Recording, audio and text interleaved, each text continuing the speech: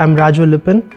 I'm a PhD student at the Chemical Science Department and also the Bernal Institute. I'm working on computational electrocatalysis under the supervision of Matthias Vandichel. My name is Niamh Terranova and I'm a second year undergrad. I'm studying applied physics in UL. I'm the only undergrad to be in this competition who made it to the final. I feel like a little fish in a big pool. Raju has been one of my mentors. I'm so excited to be undertaking this project with him and I'm so happy that we got this far.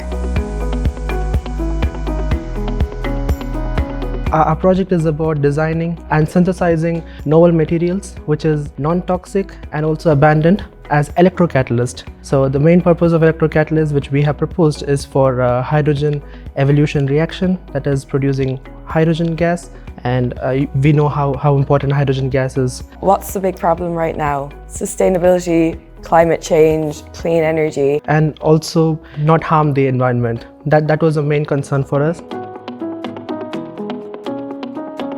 Our project is basically two halves. One is theoretical, another is experimental. We knew it was going to be a big task to basically build a catalyst from the ground up. As Lipin said, we're working on two halves. There's the computational side where we're sending things to the Irish supercomputer, and that's coming back with new forms of the catalyst, with new configurations. And then we're also lucky enough to be in the Bernal, surrounded by such amazing minds. And we're so lucky that we have it here in Limerick.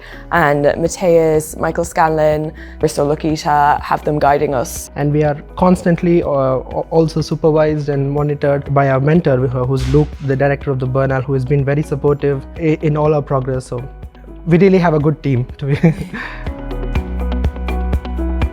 To be fair, even theoretical and experimental side both are challenging. We don't want to just simply predict stuff and leave it like that. Rather predict and also see it in the lab. We are following new methodologies. There are so many issues with already existing literature which we keep finding every day. So we rerun calculations, we do the whole work again. Every week it's a new thing we get.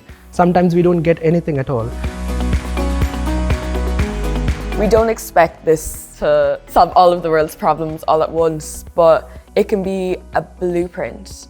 The hardest thing in science is having the blueprint. It's knowing where to start and it's knowing the steps to get you there. If we have a comprehensive plan of this is what we did first, then we did this, then we did this, it is 100 times easier for other people to follow a similar path.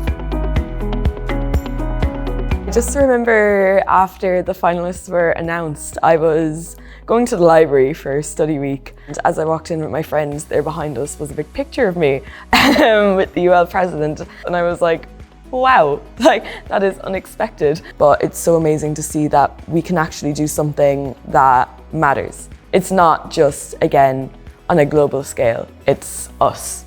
It's more about what impact we make, and whether it's small or big, we did have, that's what we are doing. So it's really good. It will be a wonderful thing if we get this.